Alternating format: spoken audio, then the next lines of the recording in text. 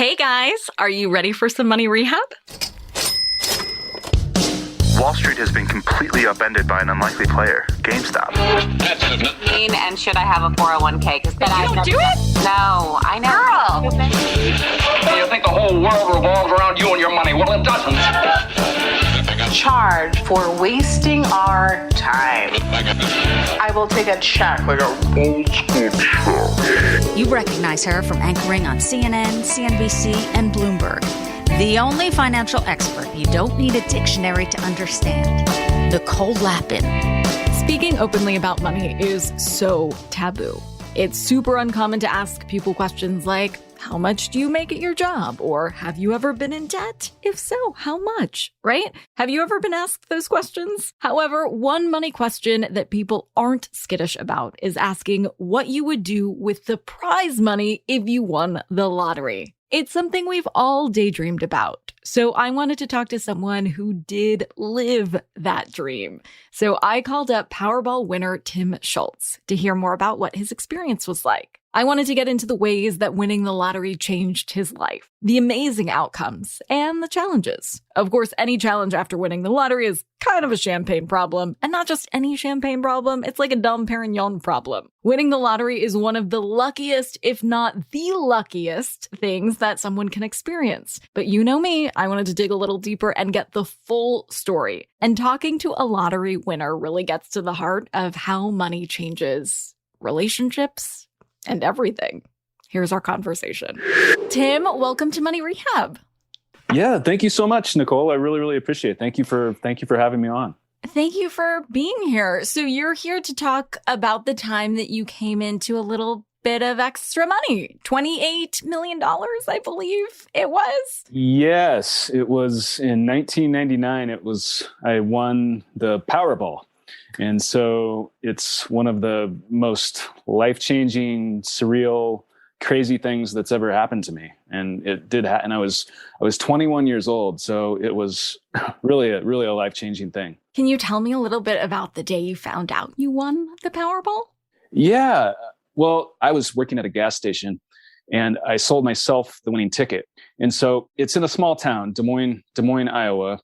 And so it was pretty big news that someone had won the Powerball back then. And I basically sold the ticket. Everyone knew that I had sold the ticket. And so my boss called and left a voicemail on the answering machine. I was living in my parents' basement at the time.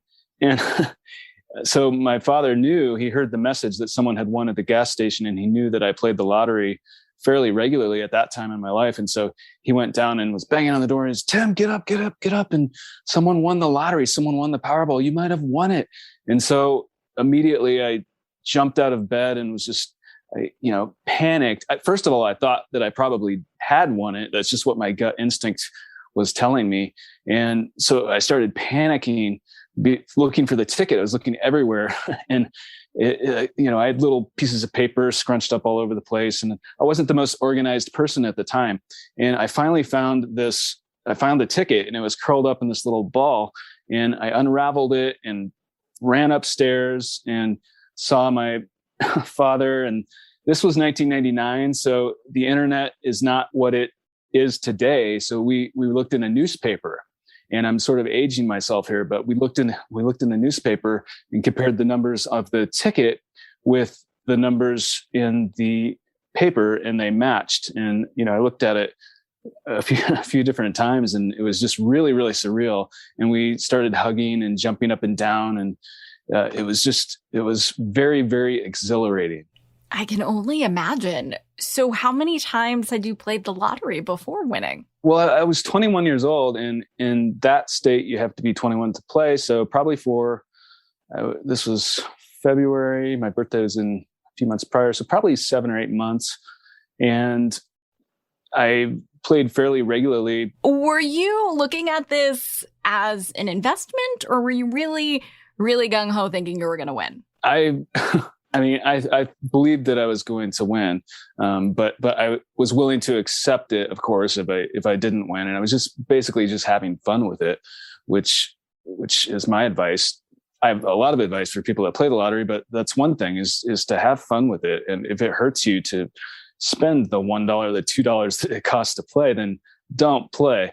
But if you can afford it, know that you have a chance, because you do have a chance if you play. And I played fairly consistently. And, also working at the gas station, I was consistently selling tickets to people.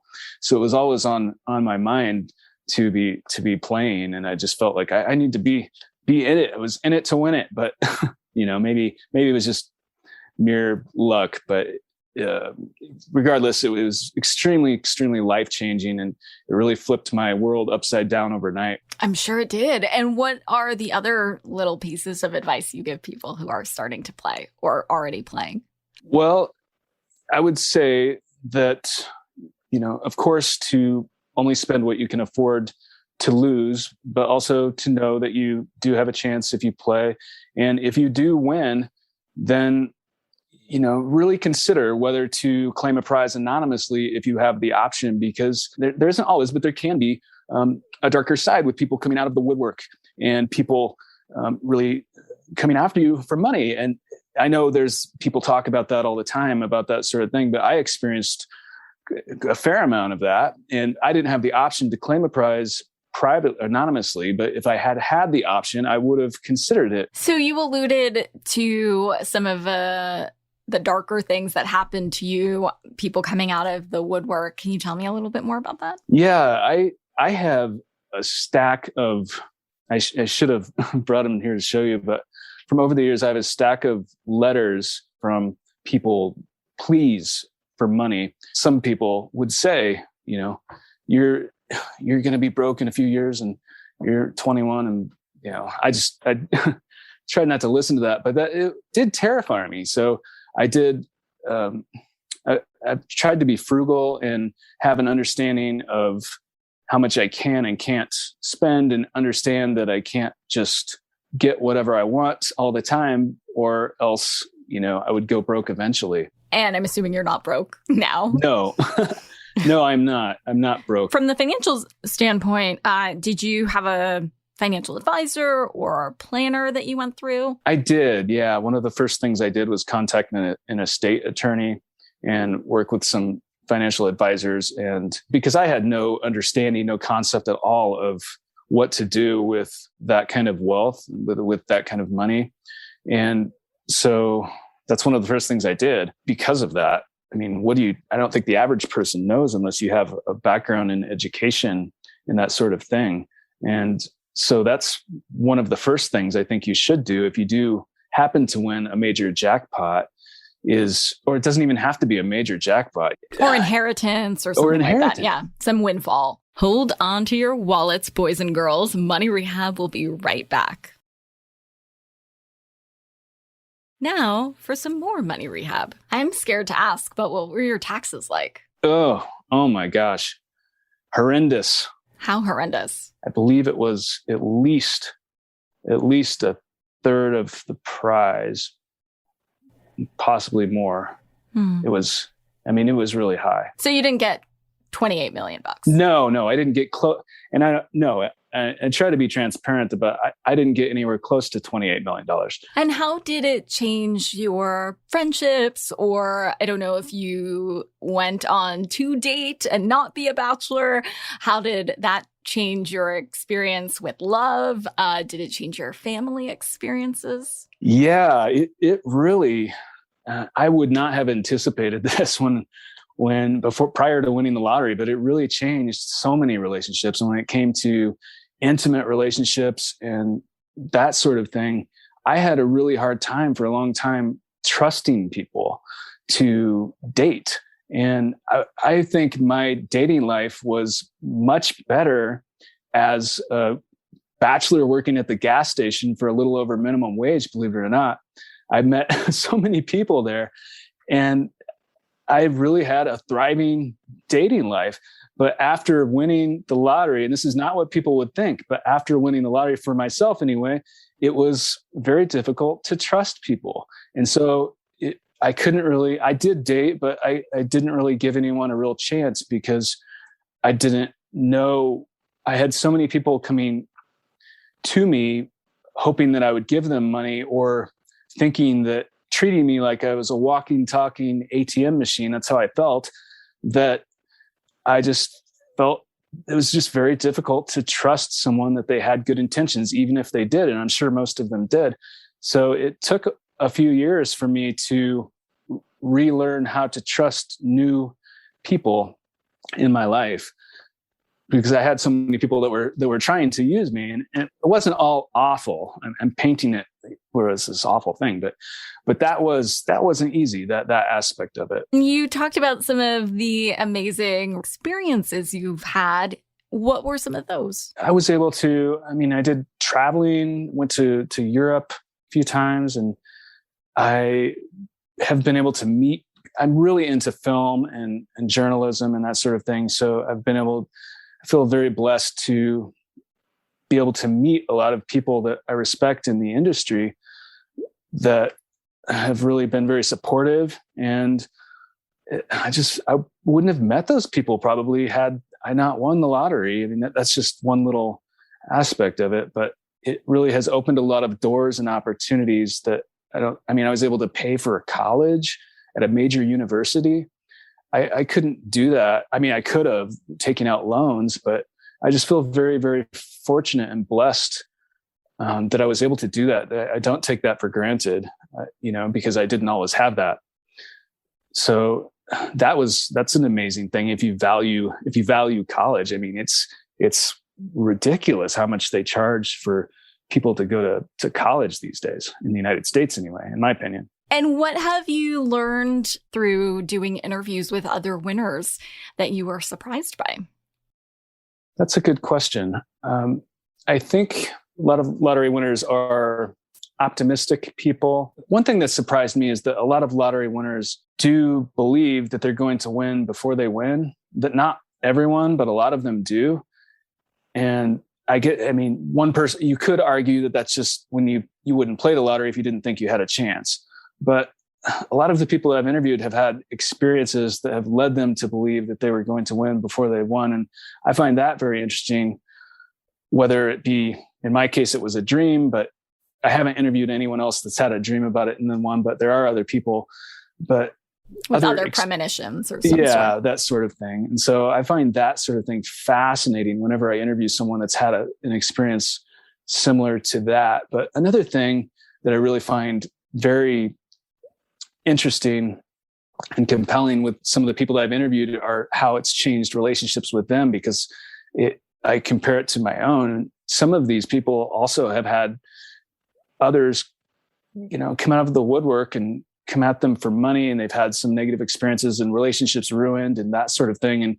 And I certainly did.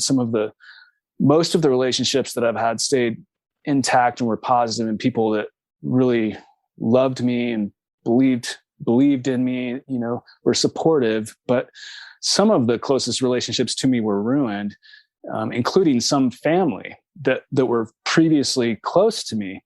And I don't name names or anything like that, but it was just, that was one of the most difficult things, we're having people that I loved and cared about want money and keep asking for money. But I had this understanding that I couldn't just give and give and give, or I would be in trouble eventually. But they didn't necessarily understand that. They viewed me, one thing about winning the lottery, a jackpot, is that for some people, they will have less respect for you because they view it as you getting money, something for nothing, rather than it being earned. And so that is real. That happens with some people. And luckily, thankfully, most people didn't view it that way. They're just happy for me and supportive. But some people, and some people that I was formerly very close with, did view it that way. You get something for nothing. You just got lucky, so you should help me out more. And that can't go too far. If you want to be smart financially, if you want to keep anything, you can't just give and give and give. And your means really varies depending upon whether you win $500,000 or whether you have, whether you win $10 million or whether you win hundreds of millions of dollars. Your means really, really varies, but you do have a means. Look at the famous sports athletes out there too, that come across millions of dollars and then get in financial trouble. It's easy to do. So you have to be smart. For today's tip, you can take straight to the bank. Don't be afraid to break up with your financial advisor. I know breakups are hard, and this kind of breakup can feel especially difficult because as a client, you are probably hyper aware that your financial advisor makes money from your partnership. But don't forget that you are supposed to make money from your partnership too. Your relationship with your financial advisor should ultimately be win-win. So if you don't think the relationship is working out, you have every right to move on to bigger and better things. Money Rehab is a production of iHeartRadio. I'm your host, Nicole Lappin. Our producers are Morgan Lavoie and Mike Coscarelli. Executive producers are Nikki Etor and Will Pearson. Our mascots are Penny and Mimsy. Huge thanks to OG Money Rehab team Michelle Lands for her development work, Catherine Law for her production and writing magic, and Brandon Dickert for his editing, engineering, and sound design. And as always, thanks to you for finally investing in yourself so that you can get it together and get it all.